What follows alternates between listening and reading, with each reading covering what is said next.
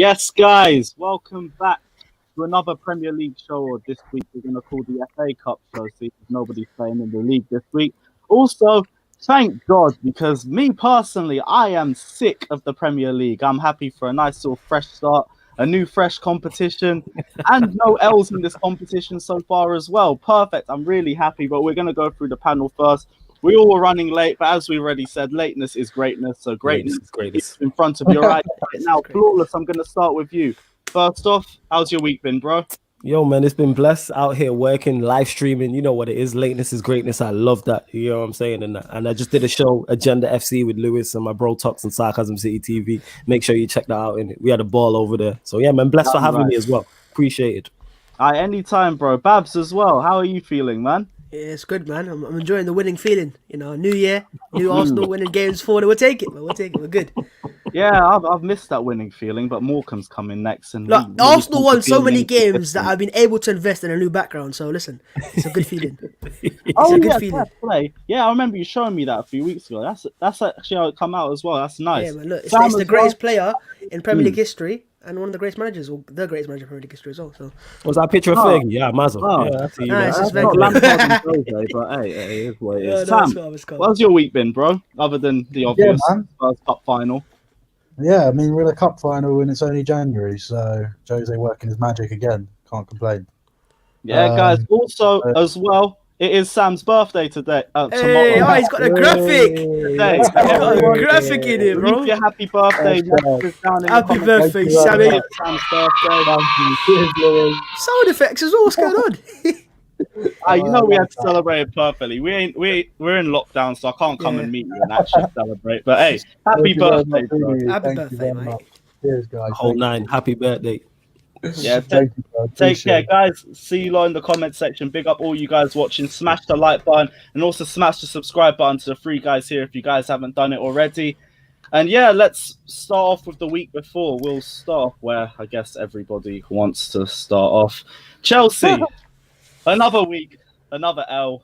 This one, to be honest, was a bit expected, but also the way that we set up, I was actually a little bit optimistic for this one, but I forgot about the same system that we see week in and week out, which is just ridiculously predictable. And Manchester City absolutely exposed us. Our midfield had zero creativity in that game.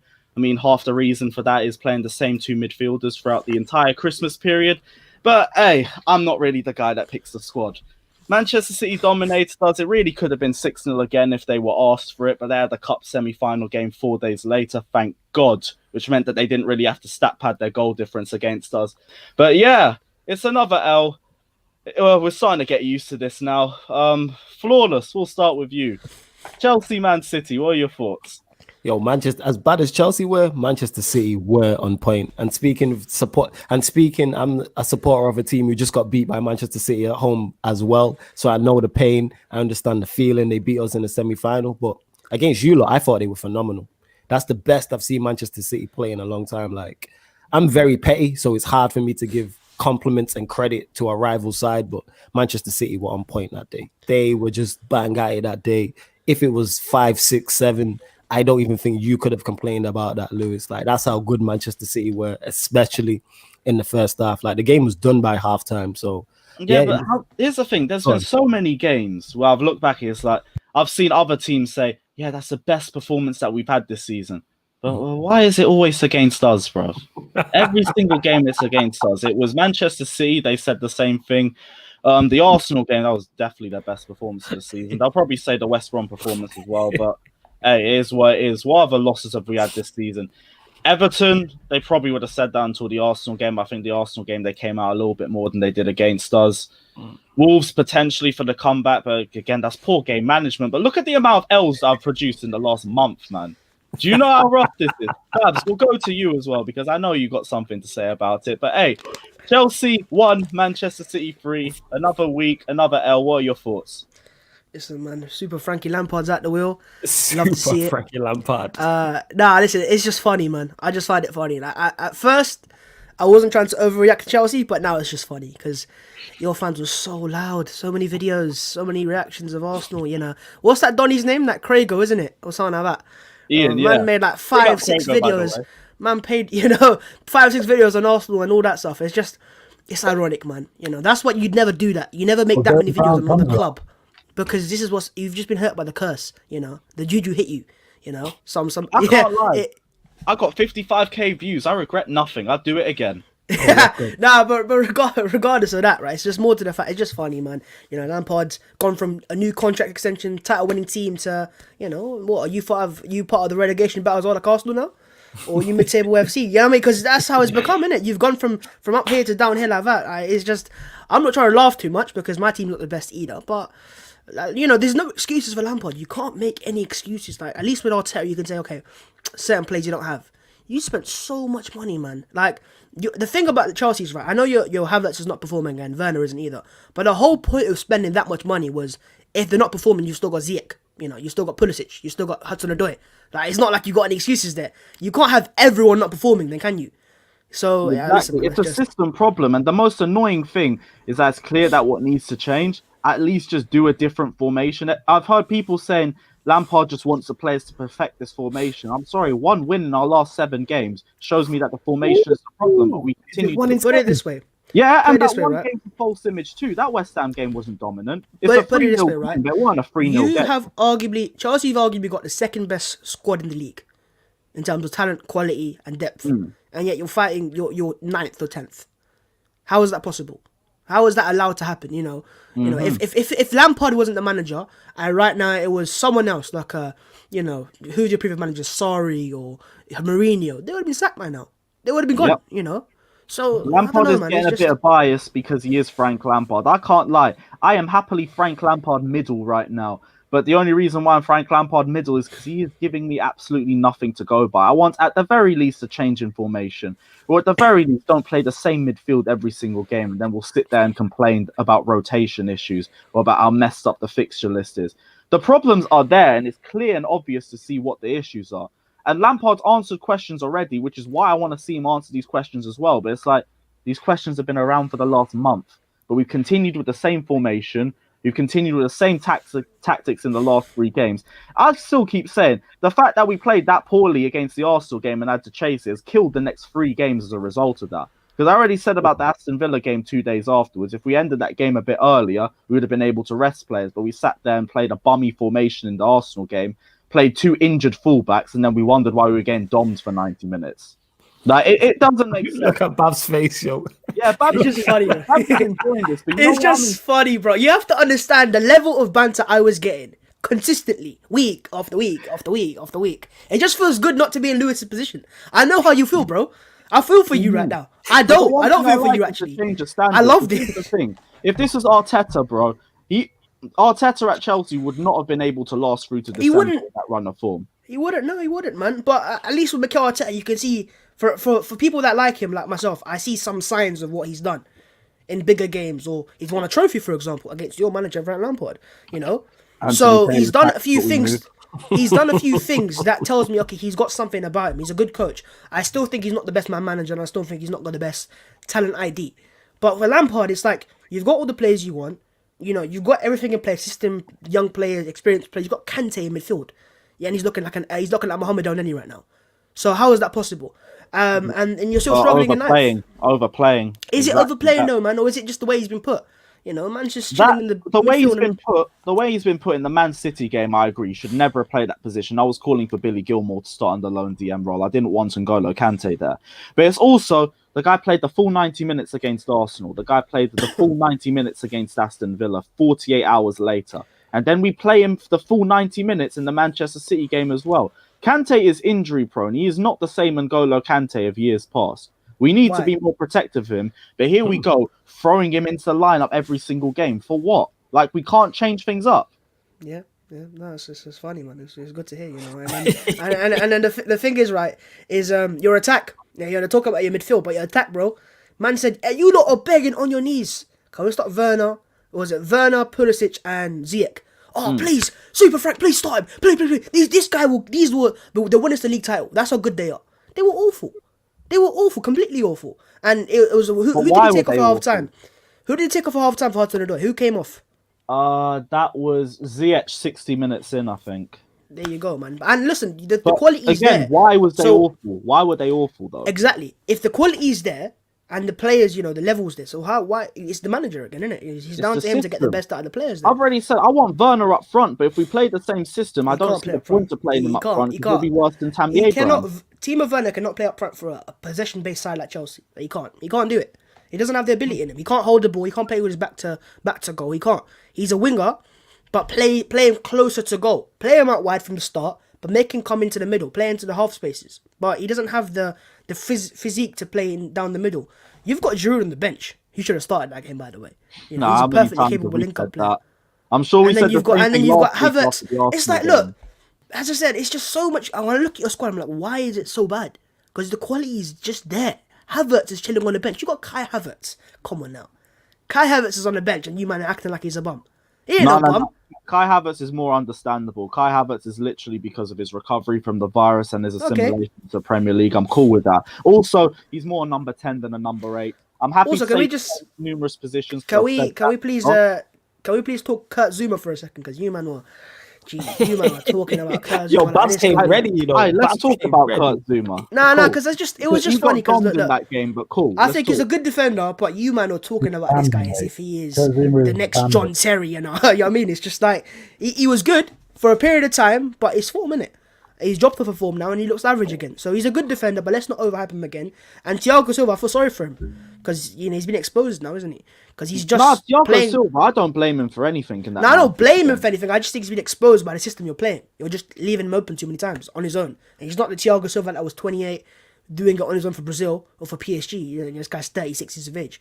The Donny's retirement age. So I will say there are a couple players that are low-key on fraud watch. Kurt Zuma, we only hyped him because the stats were reasonable to hype him. I still say he's a quality centre-back, but I've also had my reservations about him. That's why I've also been a happy, well-found member of the AC Hive, but we're not going to delve too much into that as well. Man said the AC Hive. AC Hive, man. You man are there in the comments. Do you know what you're doing right now, Lewis? Let us know. This is what's happening at Chelsea. I've been there before. Because you're losing so many games, you're panicking. Everyone's panicking. This guy has to come in. He has to play this way. Change the formation every week because you just don't know what the answers are. Reality is, the players you're playing right now are good enough. It's then down to the manager to get the best out of them. Not changing the system every 2 weeks. You have to find the right system in place. And then there's so many players in the team that you have to question. Like, what's the goalkeeper's name? Mendy. Yeah. I can't lie. Mendy is low-key on fraud watch. And then you got Chilwell. Chilwell at left back is just laughing after the games. You love to see that, but not for you. So the right back, Reece James, didn't start obviously last game, but he's been injured. So why are you playing so much? And the Arsenal game, he was clearly not fit. So why'd you start him? Arteta was blamed for the Partey thing. So why is no one talking about Reece James and Lampard? Oh, I have questioned that numerous times. I said the Manchester City game as well. I said the Arsenal game still coming back to bite us. Why did we play an injured Reece James at Arsenal? For what? I still say the Arsenal game was the easiest one out of the 3 games on paper. Why did we play our best team in that game? We didn't need to. Man. Super funky. Do you know what it is, right? For me, what I'll say, right, is the fact that you've got a midfield through of Kovacic, Kante and Mount, which on paper looks insane. I'll say that as an Arsenal fan. Mm-hmm. And you're still sitting in 9th, that's sackable. That is sackable. The midfield itself, that's a big enough question in itself. The midfield has regressed so much. And the thing about Lampard, if that's got to be the one area of the field that he understands probably better than anyone else, he is one of the best midfielders England has ever seen. Why has our midfield regressed so much? We can't press as a team. We press as individuals. We've made 4 through balls this entire season. 4 through balls. Bruno Fernandes has made more through balls than our entire club. Mohamed Salah has made more through balls than our entire club. We literally get the ball, pass forwards, drive forwards and pass sideways every time. The way it's going, you might have to bring Lampard out of retirement, man. You might have to be in that midfield again. Because you might be struggling for goals from the field as well. Take that. Last 20 minutes, dash Lampard on. That'll be one of the best. Player manager team. Only 4 through balls throughout the entire season. Yeah, you know what the jamming part is? That's not even like one player per through ball. It's Jorginho's made 2 through balls. Kai Havertz has made 2 through balls, and that is it. That can't be true. I don't believe that. No, check it. 4 through balls when you got. 4 through balls when you got Ziyech, Havertz, Mounts, Jorginho, Kovacic. These are all players that play through balls, by the way. We have 4 through balls. And you've competed with. No, man. I don't know, man. That's 4 just through balls. That is so crazy. That's bad. Sam, we haven't spoken to you though. Chelsea won City. Hang on, let me just get it straight. We'll quickly, right? I still think Lampard's the guy. I think you should give him a contract extension, keep him there as long as possible. Trust the process. You're gonna make it. Aye, bro, fucking hell, man. I knew this was coming back to me. Hey, Sam, what are your thoughts, man? I've sat here nice and quietly, to be honest. Yeah, I bet you're enjoying this. I just don't know where it's going. I don't know what you want me to add on to what everything you lot have just said. What am I You supposed just to echoing say? the points then, because if that is, then that's calm anyway. You know it's bad when a Tottenham fan feels sympathy for Lewis. You know it's I bad. don't necessarily feel sympathy. I just feel like it was all a bit too good to be true with Lampard at the beginning. Like at the end of the day, he got a bit lucky with the Derby in the season he had with Derby. Their squad really wasn't that great, other than Mason Mount and Harry Wilson. I think, it's just not been great. I mean, you spent so much money, £50 million on Ben Chilwell. I think is now looking a bit laughable. No, I was fine with that. I still am fine when with you that. look at the price Spurs paid. It was meant to be 80 million. You're fine with £50 million for Ben Chilwell. Watch Ben Chilwell in a few years. This guy is already balling out, and his numbers. This guy's 26. What do you mean in a few years? When he's retired? What do you mean? 26 years old. That's fucking peak. I thought he was younger, but my point still stands. My point we don't play through the left-hand side of the pitch enough. I already said we spam through the right-hand side. We spoke about that as well. That's why everyone says we're Reece James and Inshallah, because we only play through the right-hand side. The only time wait. Who said you're Reece James and Inshallah? Who said that? You're not seeing that on Twitter. Everyone's saying, "Oh, we're Reece James and Inshallah every single game." I've seen Reece James and Inshallah. I've seen crosses in Inshallah. I've never seen Reece James and Inshallah. It's Reece James and Inshallah ever since Hakim Ziyech has gone injured, because it was used to be Reece James or Hakim Ziyech and Inshallah. Ben Chilwell only comes on the left-hand side to get those long balls that Ziyech tries to go through, but we only ever played through the left-hand side against Villa. Also, the Aston Villa game, his greatest performance this season, in my opinion. He was brilliant, also playing 48 hours after the Arsenal game. Ridiculous from him. So, Chilwell, 50 million, I am cool with. That one was fine. The signings that we've got, I'm cool with. And if Lampard ends up getting sacked, he's been an amazing transitional manager for us, in my opinion. He's left the club in a much better place than he previously joined. I'd love to be able to make my point. Oh, he's 20. He's 24 years old. Okay, cool. He's 24. Okay, I'm my bad, but still 24. No, that's calm. You're acting as if he's a youth player, like he's 20 or 21. No. He was never too young, but he's still getting there. But he's still all right, been this season anyway. Slav, what were you saying? I fucking don't remember now. You went off on one. I've been getting so much corn the last 2 weeks. There's anything I can actually. In my opinion, is Ben Chilwell not good enough, and with £50 million, he is just straight up not good enough, and there is nothing you can say. Do you reckon you would have paid £50 million for Ben Chilwell? No, hang on. When you look at the price, the players like Kieran Tierney, Sergio Reguilon, all these top class left backs cost. I don't even think Kieran Tierney is as great as everyone's hyping up to be. I think just because he plays with his shirt tucked in and plays with no sleeves in the cold, everyone thinks he's unbelievable. But he costs half as much as Ben Chilwell, and he is better than Ben Chilwell. Yeah. So he's had a better season than Chilwell. I'll give you that. You've just spent money poorly. I just don't think Timo Werner. Don't think Timo Werner was the signing you should have made your big striker signing on, or attacking striker. Kai Havertz, whatever you want to call it, whether it's 60, 70, 80 or 90 million, it's still far too much for a 20-year-old kid who had one good season at Bayer Leverkusen. Julian Brandt had a good season at Bayer Leverkusen, has gone to Dortmund and has been utter crap. So you tell me. In my opinion, I think Lampard is very lucky to still have a job, but I can see him turning it around. There is no reason why not. So Arteta's looking like he might turn it around at Arsenal. I also think on Bav's point when he said if it was anyone else like a Mourinho or whoever, they would have been sacked. But you could have made that point about Arsenal as well. If it was anyone other than Arteta, they probably would have been sacked. Nah, I disagree. I know we did it with Emery. Emery was the one example. He was the only example, actually, that Arsenal have sacked a manager, and they were very reluctant to do that as well. So I don't think I don't think they would sack him.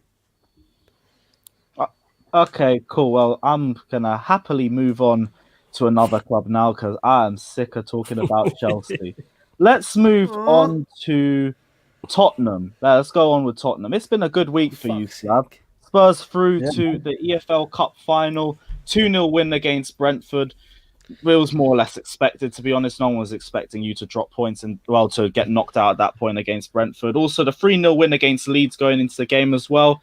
Yeah, it's been a good week for you, man. What's your thoughts been? No, I'm really happy. Look, we went through a dodgy few games, which I think more or less, every team has that to some extent throughout the season. I think Liverpool, maybe Man City are probably the only two teams in the last 5, 6, 7 years who didn't have that sort of spell. But that's a new one. I said Nemo Werner, man. I'm finished. Yeah, I think we spoke about the Spurs Leeds game last week, and when I saw the team news, and I was like, sitting down to watch the game, I was thinking, this could get ugly today. But from the first minute, I thought we were on it. I didn't really think Leeds troubled us too much. Obviously, they have chances because they play, on ultra attacking for 94 minutes.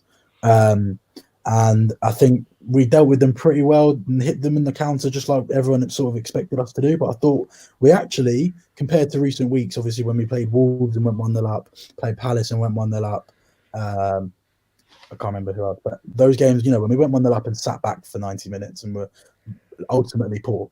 I thought we actually, after going 1-0 up against Leeds, we got the second goal and continued to look like we could get a few more. I know the young Leeds goalie made quite a few good saves, and Ndombele, Son, Kane were all denied. They all had chance. Bergwijn, he made a great save from Bergwijn as well. So we could have had 5, 6, or 7 on that day. And I think we looked much better. We looked more confident. We looked on it. And then obviously going into the semi-final on Tuesday, obviously I think everyone expected us to win, but Brentford are a good side. They're probably the best Championship side there's been for a while. They're like, you've got to give them respect. They've got good players. They've got a very good manager. They are well drilled, and that wasn't good. I know we played more or less a full strength team, but you can only beat what's in front of you. And I thought for a semi-final, I thought we dealt with it professionally. You can talk about the offside goal and whatever. At the end of the day, it is whether you agree with VAR or not, it is offside. And I still think we would have gone on to win the tie. And look, Tongi and Ndombele getting another assist, everything's just starting to just come back into place. And I just think we're not going anywhere. We might have the odd game where we're not great and whatever, but we're not going anywhere. We're 4 points off top of the league with a game in hand on some of the teams around us, not all. We're into a cup final, albeit against Man City. And people will say, City will beat you. They've beaten us, I think, once in the last, must be 6 games. We knocked them out of the Champions League. We've got a very, very good record against City and Pep. So I'm very much looking forward to the cup final. And yeah, I think we got the FA Cup against some Sunday League amateur side on the weekend. Marine or something like that. Yeah, should be quite an interesting one. And we've got a very kind draw in the Europa League. So everything's looking good at the moment. If we can maybe, by some miracle, pull the checkbook out in this month and sign just that one extra bit of quality, I think we can really be up there coming into the season. So I'm very happy. I think it was a really, really good performance against Leeds, and then to follow up against Brentford, and hopefully, provided the Villa game is on next week, build on that, and provided we don't embarrass ourselves against a team 15 divisions below us on Sunday.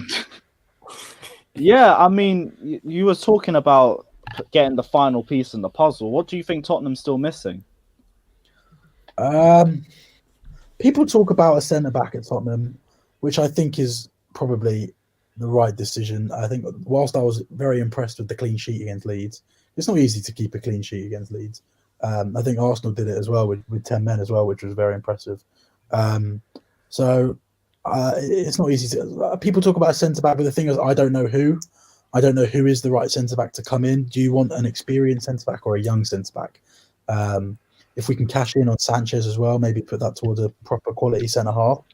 You were Rudiger over the summer, weren't you?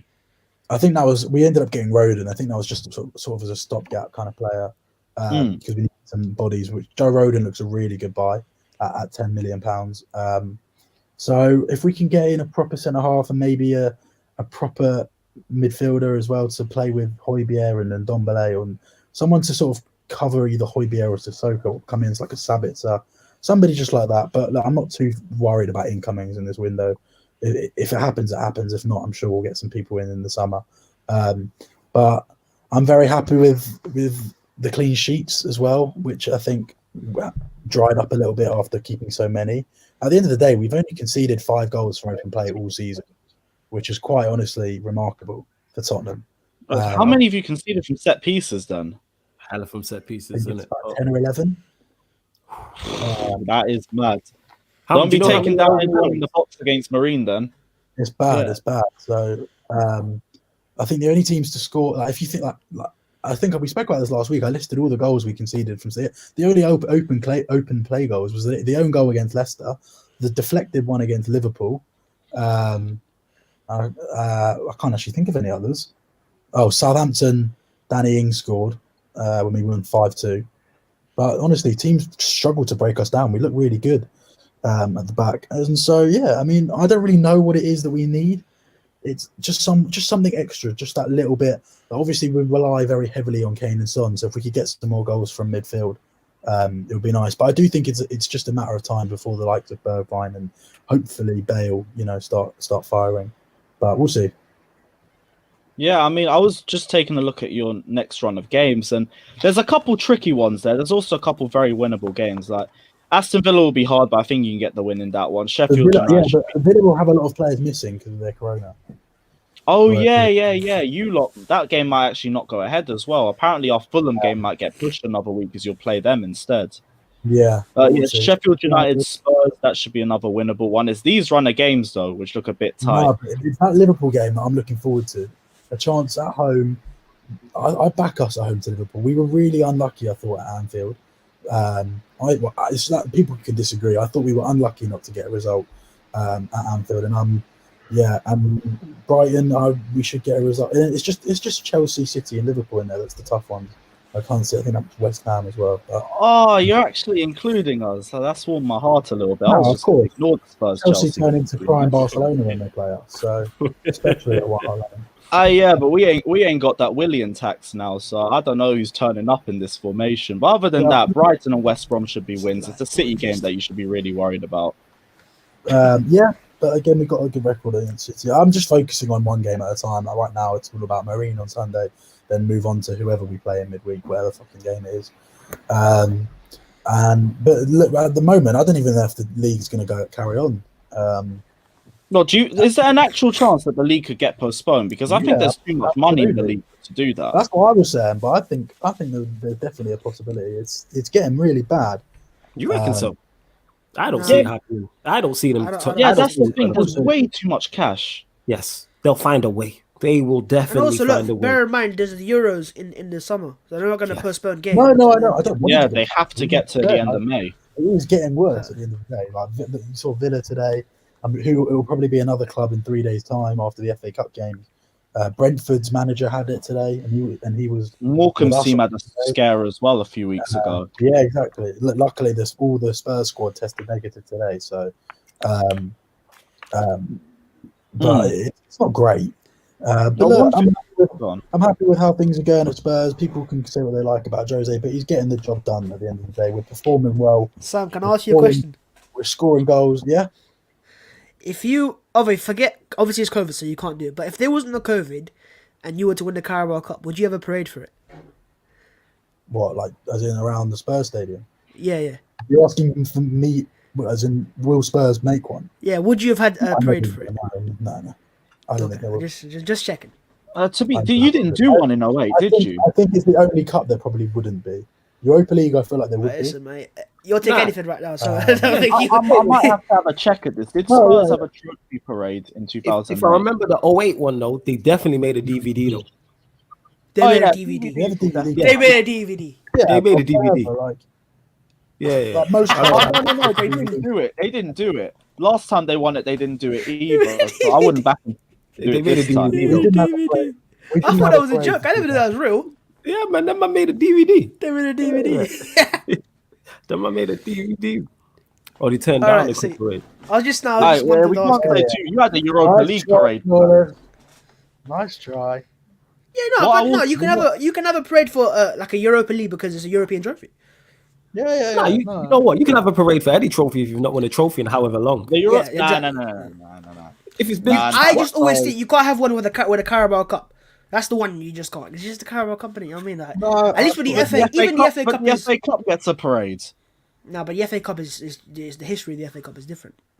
It is. You both get the same reward out of it. Bro, it's gone from the Carling Cup to the Coca-Cola Cup. Imagine having a parade for the Coca-Cola Cup. Come on now. But it's gone from the FA Cup to the Emirates FA Cup. If anything, that pushes more it's fine. It's the Arsenal Cup. Emirates Carabao Cup. Speaking of the Carabao Cup, exactly, the Carabao Cup. It won't be a Spurs v Man United final. Way. I was waiting for that. I honestly thought it would be a Jose v Oli final. Yo, but it's not. You know, I've said this before. I think I said this. It still feels like deja vu that I said this on last week's show. You never know what you're going to get with Manchester United and Oli. You never know. I was going to say that this move us perfectly on to the next club, Manchester United. Jesus out Christ. Of another semi-final. That's 4 semi-finals, 4 L's. I'm actually enjoying the fact that it's not just my club holding corn this week. Thank God. But yeah, flawless. I mean, realistically, banter aside, we did kind of see this coming, especially when it was a one-leg thing. I thought 2 legs, maybe I can back Manchester United if they just don't concede too many goals in the first leg. But 1 leg down, especially with Ole tax and everything, which we're definitely going to go into. Ole tax. This was kind of inevitable. But what are your thoughts anyway? This is what Ole does. He loses semi-finals. You said this is his 4th one. This is why this is no longer a shock. It's no longer a surprise. This is now a pattern. So it's like this is 4 semi-finals in a row. This is Ole's ceiling. Ole's ceiling, unfortunately, losing semi-finals and finishing 3rd. This is why I'm not a fan of this manager, because even though City played well, they weren't exceptional against us. They weren't phenomenal. We didn't even lay a glove on them. We didn't even try and go to win the game. Oli waited forever to make changes. He brought on, see that I'm trying to forget it. That's how I forgot. I know he brought on Donny with 2 minutes to go. He brought on Greenwood with like 15 minutes to go. Always making changes late. I'm doing the watch along. As soon as Stone scores, I'm like, right, 5-10 minutes. If it doesn't look like we're going to score, change it. And he just waits and waits and waits and lets the game drift on, and then we're out of it. And what makes it worse about him is not making subs is the fact we have adequate replacements on the bench. We have players who can come on and impact the game. We have your Greenwoods, you have your Donnies, but give them half an hour, give them 35 minutes. What's Donny going to do in 3 minutes? What's Greenwood going to do in 10 minutes? Like, you're making it more difficult. And we have all these attacking players on the pitch as well. We had Bruno on the pitch, we had Pogba, we had Rashford, we had Martial, and we never looked like scoring. I don't think we created one meaningful chance in the whole game. And that, I'm sorry, even though the players didn't play well, that also falls on Oli also. And this is why I'm highly critical of this manager. Highly critical because of things like, how do you have all this attacking talent and don't create anything? Yes, Manchester City are great defensively, but we didn't even try. We didn't even look like scoring. We literally we are Moments FC. We literally rely on individual brilliance. And when that individual brilliance doesn't hapen, we see how dead we are. Oh, mate. Any Chelsea fans watching us, you getting any deja vu? Literally, you could have copied Ole for Frank and fucking Chelsea for United. I would have said the exact same thing about the last 2 weeks. Oh my God. It's the same thing. I say the same thing about Chelsea side. When I look at the team, the major weakness is your manager. The only reason why I give your manager more of a benefit of a doubt, he's not been managing 10 years. Ours has. So surely, even though he's managed Mold and he's managed other teams and they've not been at the same level, surely the skills are transferable over. This guy is just, we literally are Moments FC. Someone said it on a live stream and I laughed out loud, but that's us. We rely on individual brilliance. Even the games we win. Yeah, Bruno wasn't good. It's not solely on Oli. All the players were poor. All of them from 1 to 11 were all poor. The goals we conceded, terrible. Luke Shaw is also a little bitch, Bruno. I'm sorry, he is. He's such a bitch. Hey, less of that. You know what I'm saying? Less of that. I've seen all our players of all our teams die. Who was it he tried to start beef with? He tried to push someone when he got fouled. I think it was Diaz. Do you not reckon? Fernandinho went through the back of him and he tried to beat Fernandinho. And I'm thinking, Fernandinho would eat you alive, mate. Get back in line. Do you not reckon in big games, Fernandes tries to do too much? Like, he tries to be the main player, score the best goals, get the best assists. Like, I think he's a bit too Hollywood in those games. Like, I think just keep it simple sometimes. Do what you're best at. I don't think you know what? That's the way he plays regardless. It doesn't matter. Yeah, I know that, but I think in big games, it's like, In big games, sometimes it's maybe about better ball retention, so you can go again. I think that's where De Bruyne edges him, is because he's got that better. 1 second. No, you lot keep talking. I'm just gonna be. Okay. I was gonna say. No, but I was just saying that's why De Bruyne for me is like he's got that game intelligence about him, where he knows sometimes when to go for the pass and take the risk, but then also not to take the risk as well. I think Bruno just maybe can improve that. And you have to start asking questions. It has 4 semi-finals now.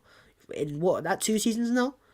It is. We don't have to ask questions. We've got answers. I've got answers to these questions. I'm not shocked. I know the fans not good enough. I've got that. And people are talking about, is this a warning? Monster, by the way. Yeah, big on Monster. People are talking about, is this a warning? We've been warned. We've seen the alarm bells already been ringing. The bank's been robbed already. We know this. I've said this time and time again. This manager is not good enough. This is why I'm not here angry. I wasn't angry directly after the game. I know this manager is not good enough. I know his skill set is not good enough to what is required. So when Manchester United lose semi-finals, it's not a shock. It's just like it's disappointing, and we move and we pray with I pray personally with our the individual players we have that we can win matches. And so far, we've done all right. We can go clear of the league if we beat Burnley on Tuesday, which is miraculous.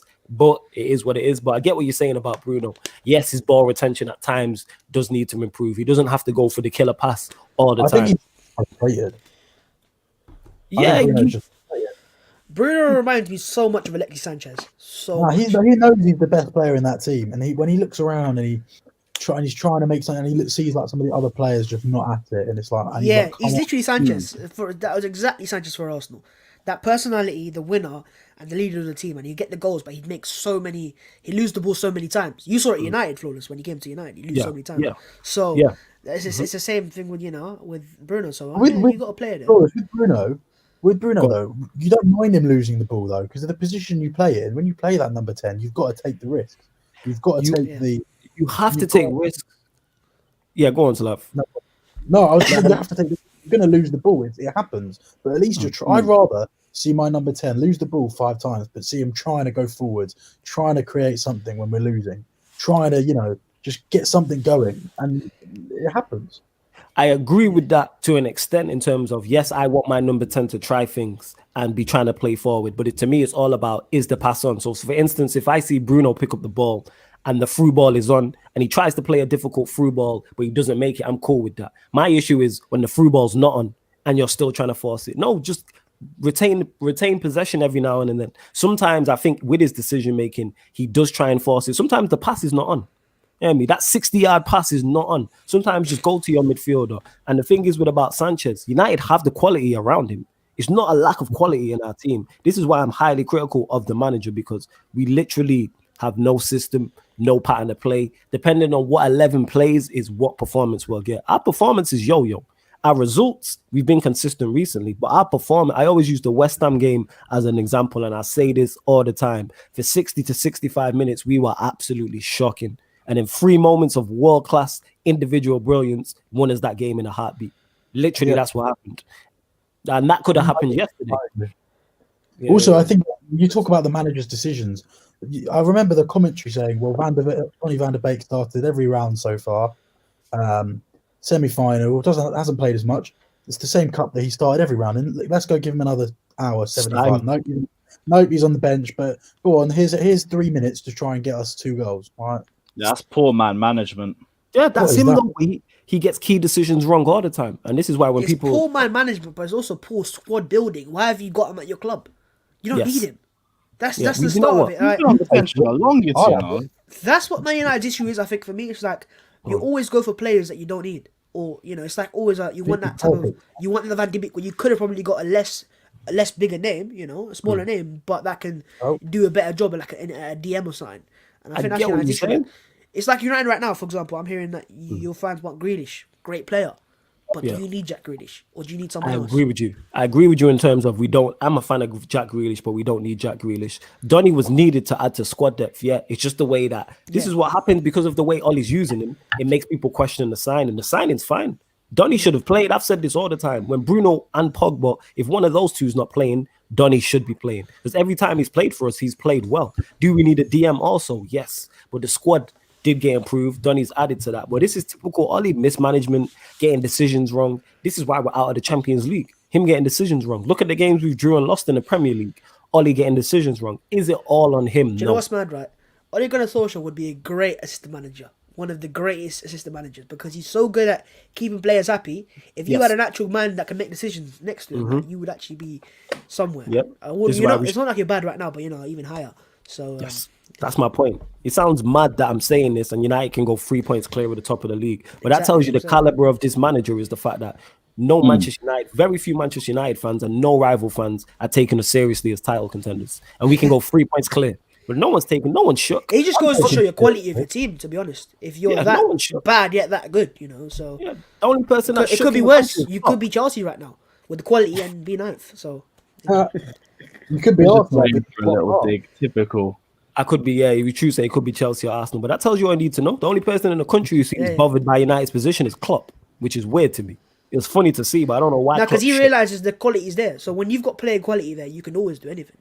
But we are managed by Ole Gunnar Solskjaer. You have game winners on top of game winners in your club. Rashford's one, Bruno's another one. That's why you always have that. You versed Liverpool in next game up. Was it after the Burnley game, right? After the Burnley game, yes. So you versed Liverpool in that game, and they could have the best tactics and have the dominant game, but you have game winners, so you could counter-attack and just end the game there and there. You remind me a bit in terms of playing players of Klopp's Liverpool before they were contenders. I remember watching Liverpool. I remember watching the Pep documentary when they did before the Liverpool game, and he was like, "Oh my God, Mane, Salah, Firmino, they're so good," but they weren't competing at the time. They were just a team, fighting in the fourth place there and thereabouts. But you've got that same quality of like, oh, it's Bruno, oh, Rashford, oh, this could be a bit, But you don't have the Klopp. That's what you don't have. Even with Klopp, with my team, I'm the defending champions. I ain't concerned about Oli, but that's just me though, innit? I'm backing my ability. Even with Manchester United's match winners, I'm backing it. Yes, I will say 21 and jump on the bandwagon and ride it till the wheels fall off. But in my heart of hearts, do I believe Manchester United can win this league title? Absolutely not. But I'm going to jump on the bandwagon though. I'm riding this shit till the wheels fall off. Definitely. You're in the same position as me. Look, we're not top of the league. We're 4 points off with a game in hand. Are we going to win the league? Probably not. Do we have a chance? Yeah. Am I going to be a knob about it? Yeah. So, we've got the most successful manager ever, and one of the most successful manager ever in charge. Of course, he's already got us to a cup final within 5 months of the season. Obviously, I'm going to be backing him to try and win us the league, and we'll probably be up there for the next 3-4 months. We probably won't win it, but why not just try and be a bit positive? So, I'm fully on board in that. I'm just like, my expectations is just still the same. I know it's gonna. Liverpool might lose 3 in a row, and it'll be a straight shootout between Spurs and United for the title. Who would have thought that? Hey, let's go. Unpredictable season in Premier League history. Realistically, there's any other side that's involved. Any other season, we should be so far away from the Premier League title. Hell, far away from the top 4 race. But with the season that we have, we're somehow still 7 points off top. Now, I'm not saying we're in the title race. 10 points off, lads. We can do it. I believe. You 10 points off. We had these candidates. Now they're 10 points off the title. We're 10 points off the title, lads. To run a win. The further you lot get up, it's a madness. I'm already judging Lampard based on the fact if Arteta overtakes him, that is probably going to be it for me because I called this man a relegation threatened manager. And if he ends up ahead of Frank Lampard, nah, that can't run. That can't run for pride itself. Oh, yeah, that man are 3 points behind you, innit? 3 points behind us, yeah. And we have Fulham next. Also, Fulham cannot run a joke on us. We can't have Fulham take the piss out of us. They ain't beaten us since I wouldn't be surprised, Fulham, who's home in that game? Fulham or Chelsea? Fulham. Right. If you watch the Fulham versus Liverpool game, they can be very good defensively now. I don't know what they've done, but they worked in the tactics, Scott Parker. So I'll tell you what, if they play a deep block, and they can make chances, by the way, as well, they've got very good chance creations. That could be a slip up, man. I expect you to win, but I am not underestimating Fulham by a long shot. I want us to win for the sake of pride, but also I understand Fulham. If they just sit everyone behind the ball, we are not going to break them down. We need to be clinical in games like this. What are Chelsea not? Clinical. So I need to see something different. I need to see a different system for this game, Frank Lampard. I know you're not watching this, but I beg you, no 4-3-3, no Werner on the left wing. And I beg you give Mason Mount a break. I like Mason Mount in midfield. I ain't got an agenda against this guy. But just because we call him the Duracell bunny does not mean you can literally insert Duracell batteries in him and he can run for another 90 minutes. It doesn't work like that. The guy is ridiculously gassed. I know we won't play the Morecambe game. Like, you better not play the Morecambe game. But he needs a rest. He seriously does need a rest. We'll move on to the final team out of the four. Arsenal, and another week, another W for these lot. Yeah, it came against West Brom, but we had Willy Caballero tax and Marcus Alonso tax in that game, so we had to struggle off on our own things. But yeah, Babs, 3 wins in 3 for you guys. This must be a weird feeling for you, man. How are you feeling? Do you know what people want me to say? That we're back, but we're not. No, it's a good feeling. It's positive. I like the fact that fans are no longer just being pessimistic, and every time you go on social media, everyone's saying this guy needs to go, he's not good enough. Right now, it's more like... I big up Wayne for the super chat as well. Sorry, I can't get up on StreamYard, but thanks anyway. I'm still looking through the comments. But yeah, in terms of Arteta right now, it's looking good for him. It's better. I'm not going to say it's turned it around yet because it's only 3 wins. And if we can continue this form going into the next 3-4 games, then maybe you can argue Arsenal are back in a race. I don't know I don't know what the goals are for the season anymore, honestly. The first off was that poor, but then with the rest of the teams around us not being the best either, you know, we are 6 points off the top 4, I believe, or something like that. So it's not impossible. If Arsenal were to win games of football, you can obviously get there, but I don't expect it to happen. I know with the Arsenal squad, the issues are still there. And right now, all we've done is we found a short-term solution in Smith Rowe. But eventually, teams are going to find out how to play against him. And then it's going to be back to the same old. So I'm not going to get too carried away with that. But at least the positive is January is here. And 'tis the season of transfer window, innit? You can always sign a player. And we can get a good caliber attacker midfielder in. If it's a Buendia, if it's a Brandt, I'll take that. And I think it's an improvement. And maybe a top 6, top 7 finish isn't that far off. That's my expectations right now. Yeah, I can't lie. I'm just taking a look at your recent fixtures as well. The next 2 games look pretty alright, but it's looking a bit rough for you after that. Like Crystal Palace and Newcastle should be wins for you lot, regardless of form. I think you lot should be getting wins in those. But then it's Southampton away, United I don't know about that Palace one. Wolves away. Palace do travel well though. No, there's difficult games in 110%. But the thing is with Arsenal is, the next game is very difficult in the Premier League. Obviously, the FA Cup is what it is, but the Premier League against Palace, as you said, is difficult because Zaha and, you know, Palace are going to sit back, they're going to counter-attack, and yeah, exactly. So that's a difficult game. They do. Recently, they do. And yeah, so that's a difficult game. But if you can win that game, and then Newcastle home is a game that you should win, that would then be, I think, 5 wins in a row, which isn't bad in the grand scheme of things. But the games that, except for the Chelsea game, the other games we should have won anyways. So I'm not going to try to overlook that one. But Southampton, Man United, and Wolves as well, and Villa. So 4 games in a row that would be very difficult. But it all depends on the next. And Leeds, City, and Leicester City. Yeah, it's hard fixtures. The only positive that I will say is a lot it's of getting harder the more I go down. Yeah, the only positive I will say is in terms of the more difficult games like Liverpool, City, United and Co, they're home games for Arsenal. We've been to Old Trafford away, we've been to Anfield and Etihad, and even Spurs away as well. So at least that's the one positive. Sorry? Your home record's been dreadful. It's been dreadful this season, but notoriously Arsenal are a better team at home than we are away. So I expect it to kind of level up. Because right now we are about Arsenal's home form, you know. I'm just gonna right now we're all right away. Actually, we actually get the most clean sheets, joint with Aston Villa away from home. So we're not that bad away from home. It's more at home against deep blocks, but now that we've got a number 10 in there, it looks easier to play against. And I can't lie, the football we were playing against West Brom was pretty good. Like it was promising. It was very good. But Look, if any Arsenal fans excited right now, it's not because of the manager or because of anything like that. It's more because of the young players. It's just because of that. You know, it hits differently when you see Saka and Smith Rowe come through the academy from the age of 9 to where they are now. It just hits differently. And you just love it a bit more. And you've got Martinelli in there. And then I think Partey and Gabriel are back for tomorrow. So that's massive, bonuses there. And I expect Arsenal to sign a few more players. And I think the more positive thing is that we actually are having a clear out for once. It's been a week into the window. Kalajnak's gone. This Donny called Matt Macy's gone. The guy's 26.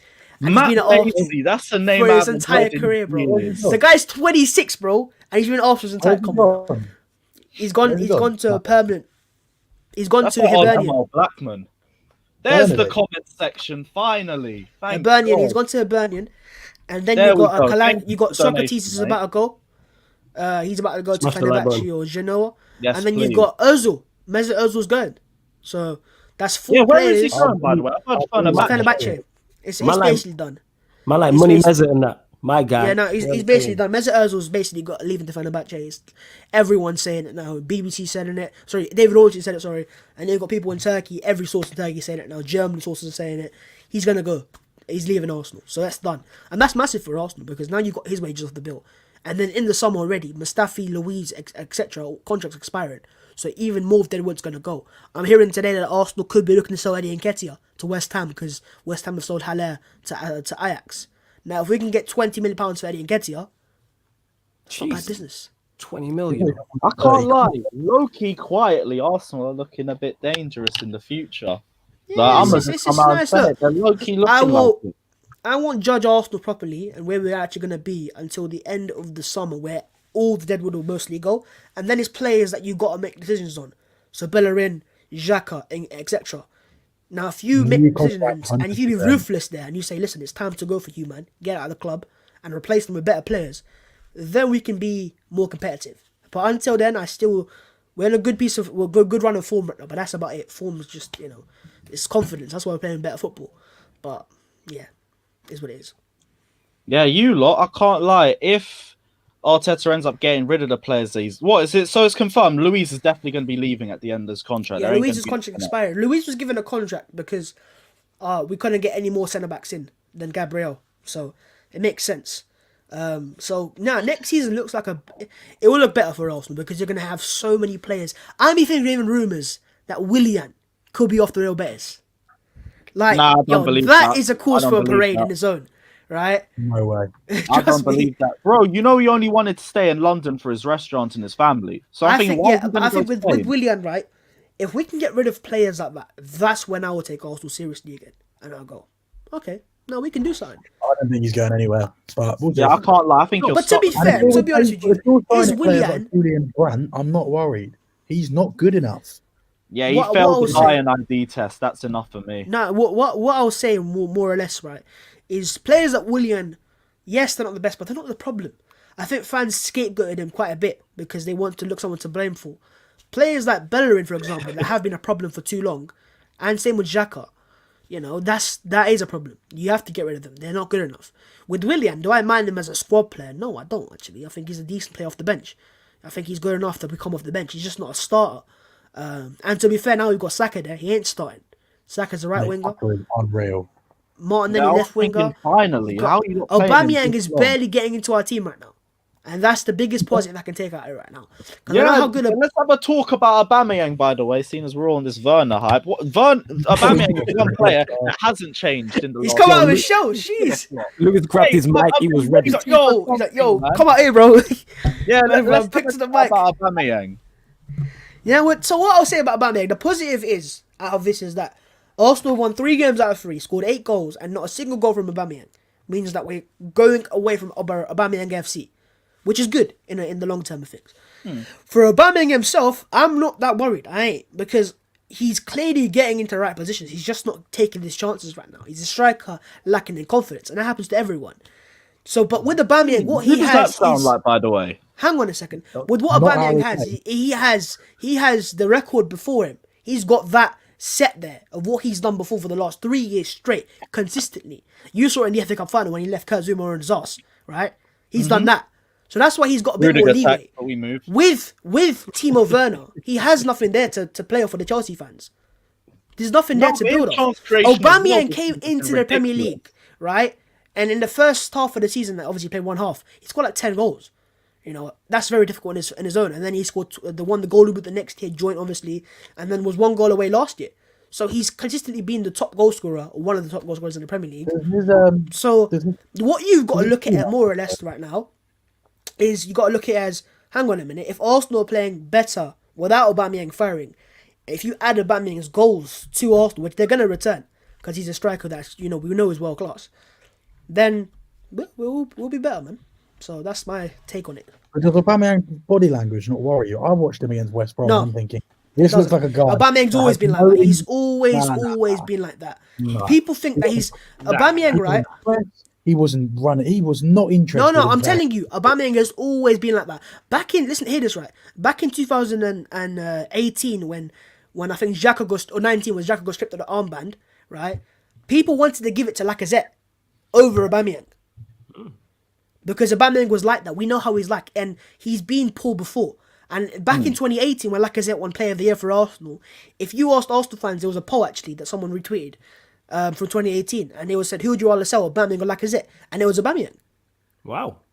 Because Aubameyang, he doesn't. His language has always been like this. Or it wasn't. Sorry, not sell. Sorry, my bad. It was more. Who would you give the armband to? And it was Lacazette over Aubameyang. Aubameyang's never been a leader. He's a goal scorer. He scores goals for fun. He's consistent at doing that. He's world class, elite at that. So I think he'll be back. I'm not worried about Aubameyang. In fact, I'm actually excited that when he's back and he's firing again, we'll be even better. I think he's a bit about. I'd agree with that at least. Go on, Flawless. He relies on pace, and he gets outpaced by Dara O'Shea, whatever his name is. He never got outpaced for anything, bro. Right now, he's getting chances that he should be taking, and he's not taking them. But that's what strikers normally do. That's what strikers normally. I think that's where we give Aubameyang the one little bit of, okay, you've done it for so many. We've literally been Aubameyang FC. Like Lewis said with Reece James, it was Aubameyang and inshallah for 2 years straight, right? So now that it's slowly starting to move away from that, I think is a positive, and I'm actually really happy about it. Arsenal were very good against West Brom, though. Even though West Brom were poor, I was very impressed. I was watching it, and I was like, "Geez, you can't look down on it." Was the snow. Yeah. The snow was the thing that impressed me the most. That we played in that condition and that football. Like, okay, man. Yeah, that's the good. Football was good. I think was it the second goal? Was it the second that Saka scored, and it was the square across? That was a quality goal as well. Like Arsenal like the City performance at Chelsea. That one Arsenal could have scored 6 or 7. Like they were that good. I'm like, all right, maybe Arteta has something here, but I'm more interested to see with Arteta what he does once he has more of his players involved. That's when I judge your manager. That's the only issue we have with Arteta. Really, is I've said it from the start. As a coach, I think he's better than Lampard. As a coach or tactically, I just don't think he has. Or from what I've seen, the talent ID. But saying that, Pablo Mari being a good signing for £4 million, by the way. Hey, Tim, that's good still. I gotta give you credit still. Tim Golden's everywhere, bro. He's always on my channel as well. That's one of the best comments we've had the entire time I've started this show. Oh my gosh. Tim, I gotta give you credit. I gotta give you credit in it. That's calm. But that's good. That's good. For Arteta, I think signings haven't been the best, but we signed Gabriel and Partey under Arteta. So are they that bad? Do you know what I mean? Willian's the one you could say, but Willian was signed when we started Raul Sanllehi. And the funniest thing is we signed Willian, and guess who got sacked? Raul Sanllehi. Yeah, so it's a couple offence, a 3-year contract for that. No, exactly. So I definitely think with Arsenal is I want to see what Arteta does in this window, and the positive thing I can say is we've been linking players like Isco, but quickly they put out there that we don't want Isco, which is good because Isco's a good player, but he's not the answer. When for example Sam says about Julian Brandt, I think that's more of an opportunity, less of a player that we really want. He's a good player, Julian Brandt is, and I actually watched him by Leverkusen, and I think his numbers there were insane. Not his goals and assists, but his underlying metrics. 2 years ago. He was creating 2.8 chances per game. He was getting 3 shots off a game as well. That's very good numbers for an attacking midfielder. And at Dortmund, what you could argue is he's not their main creator. He's not their main guy. Sancho is, or other players are. So he's obviously not going to have the same level of numbers of goals and assists. Do you get me? So, but yeah, I think I wouldn't mind him as a loan signing, but I'd rather have Buendia personally. All right, last question I wanted to ask, because you got players that could be potentially leaving. I've heard Balogun could potentially be on his way out. Now, I'm not saying it's true or false, but what's the case with that one? Because he's a big prospect for you guys. Yeah, it's more or less the contract, isn't it? That's what it is. It's So have you guys watched Sunderland Till I Die? I've not watched series 1 or 2 because I've seen the first series one. Series 2. No, it's first episodes. I've seen it. Wow, they did 2 series of it. Mazza. There's 2 I can't believe series. they did a sequel. So basically, Sunderland Until You Die, second series. There was a striker. I forgot his name now. He plays in France right now. He's English, and he's under the same agency. Sorry, who is it? Josh Madger. Josh Madger. There you go. So he is under the same agency as Saka and Balogun and etc. And basically, what they do normally, this agency is they tend to let their players' contracts run down right to the end to force the hand of the club. They did the same thing with Saka, and they're doing the same thing with Balogun. And that's what they're doing. They're trying to force Arsenal's hand of, hang on, either you play this guy, which obviously, he's saying playing him at the age of 18 is a bit mad. Hang on, we'll give you chances. We're not going to just throw you in like that. You're not going to just get nowhere. You're not going to go to any big club and get minutes like that. You're going to have to work your way up. But the positive reports I've heard today is that we're going to sell Nketiah, or looking to sell Nketiah. And if he goes, then Balogun becomes the backup striker to Lacazette for now. And then Lacazette leaves in the summer, which his contract is set to expire next year. So he might leave in this summer. Then he can become one of the first team strikers. So if I'm Balogun, I'm staying at Arsenal unless I've got some mad offers from Liverpool, which obviously I'm going to Liverpool then. Did you say Lacazette's contract expires next summer? Not next summer, the season after. Oh, I was going to say... He's got 1 year left in the contract. He's got 1 year left in his contract in the summer, basically. And no one's going to pay more than 30 million for him. That's perfectly fine. No, but it's just a big loss. It's just no, not really. You've got a 30-year-old Lacazette. Even though he's not really worked out like he should have, but if you can get 25 to 30 million pounds for him, you take it. Yeah, would you take that? Okay. No, because I'm looking at it once again as look. It's not even obviously it's a loss, but it's not like you're selling him in his prime years, isn't it? It's not like we signed him as a young player and selling him as a player in his prime. I'm saying if you sell him for £25 million, you've made a £25 million loss. Yeah, it's fine. We have to take that right now. We can't. What you want him to keep? So Slav thinks Arsenal should keep Lacazette, let his contract expire, and let him go on a free. Take a £50 million loss. There you go. I'm just saying it's another problem. I mean, it's like. But look, this is what I'll say though. This is what I'll say about Lacazette. What I'll say about Lacazette. No, but you're looking more of Lacazette as if we signed him when he was 21. Right, so now, forget that, right? Argue, it's cool. I'm just chilling. Forgetting all of that, right? What my goal as an Arsenal fan is to see Arsenal competitive in 2 years' time, not next year, but 2 years' time. Competitive, being up there and thereabouts, right? So you've got to build a team for 2 years' time as well in terms of players that will be getting at their best there and there. So you already look at Arsenal's team. Saka will be even better by then. So don't know how good he'll be, but he'll be better. Martinelli the same. Smith Rowe, for example, right? So the Tini will be 25 at that point. Or 26, so in his prime years. Gabriel Magalhaes will be 25, 26. It's competitive, basically. Leno will be a goalkeeper, I think he'll be 31, 32, etc. But Aubameyang will be gone. Aubameyang will be gone in 2-3 years' time. He'll be retired or leaving Arsenal because he'll be 33, 34, or 35. Willian will be gone. Lacazette will be gone. All these players from the previous 5-6 years will be gone. So you have a new team, basically, there. So that's why I would sell Lacazette. Because I need another player in there that is right now 21, 22, not the finished player, but in 2 years' time he will be in his prime years. And in 4 or 5 years he'll have the current Chelsea squad. Yeah. Why is a Tottenham fan talking about X when you wanted Antonio Rudiger? Come on now. Yeah, all right, we didn't get him, did we? Because you couldn't afford him. That's why you couldn't get him. They all want to be us, bro. But I wouldn't blame you guys either. But this confidence Spurs fans have is really annoying me nowadays, man. It's like, hey, Bab, speak on it, man. Why does it annoy you? Nah, bro, one Carabao Cup final, and that thing's if the DVDs are gonna come out again, aren't they? Slav don't have that. Slav don't have that, man. Man saying you man are gonna produce another DVD if you win the thing. Is that what you reckon, Slav? If you win it, though, have your late birthday present. In 2021, they don't make DVDs anymore. It'll be a download on Sky Go. Okay. Here you go. Alright, so you're just going to record the match highlights. Netflix series part 2. Exactly. They're going to have another hours of documentary. It'll be a Netflix. Thank you very much, Harry. Oh, Harry Kane's wishing me a happy birthday. Oh, yeah, man. Look at the limbs. Alright, we're going to go through a few more of your final questions before we end the stream. So on our Slav, you've definitely got a chance of winning the final. We ain't even going to mock that. Yeah. I'm not saying it's a shoe-in. It's absolutely be a really difficult game, but we've got a good, like I said, good record against them. Knocked them out of the Champions League, beat them 2-0 last 2 games. We've got a 2-2 draw at their place last year. We lost 1-0 at their place the year before, 3 days after that Champions League game when Foden scored. It was sort of like a game, really. Yeah, but there's a bit of difference because the setting. Yeah, so it'll be a good game, but we definitely got a Slav, do you want to know a fact? Well, we haven't won a trophy in 12 years. Cheers, mate. Well, no, you already know that. I don't need to tell you that again. It's more to the fact there's only one team that has beaten Pep Guardiola's Man City at Wembley before. Yeah, you guys. I saw your tweet, but we haven't played them in a twice actually, twice. So just saying, just not for everyone. I was waiting. We'll see. So the good thing is it's not for a while. Like normally that's in February. Do you know what's funny, right? This is the funniest thing: is if they win it, fair enough to Tottenham, right? If they don't win that final, they've sold their soul to the devil to not even win the Carabao Cup. Then you got to ask questions. Well, it's an opportunity. It's a good chance that won't happen as well. City are going to be so confident. They've won 3 of these on the bounce.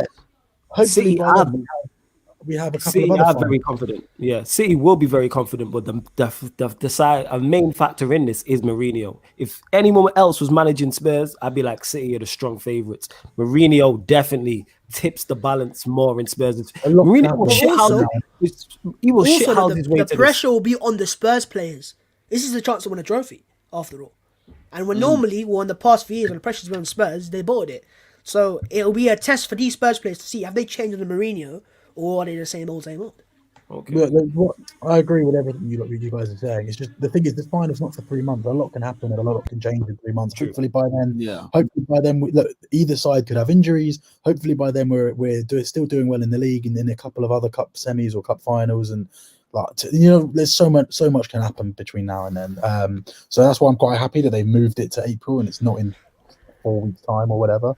So I don't have to shit myself just yet.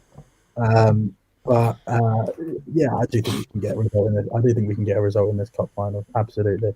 It's a shame. I would have liked United. It would have been. I think it would have been a more entertaining game, but we'll see. I reckon you lot do it. Mourinho. No, I'm not even trying to banter you. I'm just saying it would have been. I think it would have been a more exciting game watching Spurs United than Spurs City. I would have preferred Manchester United to been there as well, but it is what it is. That would have been such a good final. This league title after league title. Let me have this one. What else we got? Gilmore should Gilmore be first team starter? Yes, please. Him over Jorginho, in my opinion. Wow, really? Wow. I've already said I think Gilmore's an upgraded Jorginho, and I've thought that for the last year. He offers the same thing Jorginho has, but he's a better passer. He's more aggressive. He covers spaces a lot quicker, and he's better going forward. So, yeah, I would easily, right now, I would take... I called him for the Man City game. I said I want Gilmore, N'Golo Kante, and either Mount or Kovacic. One of those 3, but I want Billy Gilmore in the DM role. I didn't want Kante for that game because I could see the disaster class coming a mile out and look exactly what happened. What else we got? A couple more questions and we'll wrap this up. There was a question for you. Man said unhappy birthday. We're going to leave that. Who's going to win the FA Cup? I mean, we're all going to say either one of us have a chance for that. Babs, what's the Arsenal lineup for tomorrow? What are your thoughts? I don't care as long as Partey starts and Gabriel starts. That's all I care about. It's the FA Cup anyway. Back in the lineup. They're back. I want to see. To be fair, saying that we can see them start as well because our next game is on Thursday, so we've been given a break. So it's like literally you play on Saturday, then you've got till Thursday to play again. So it's like whereas, for example, Newcastle, who we're playing, have got to play again on Tuesday. Is that one of your games in hand, or are we all playing midweek?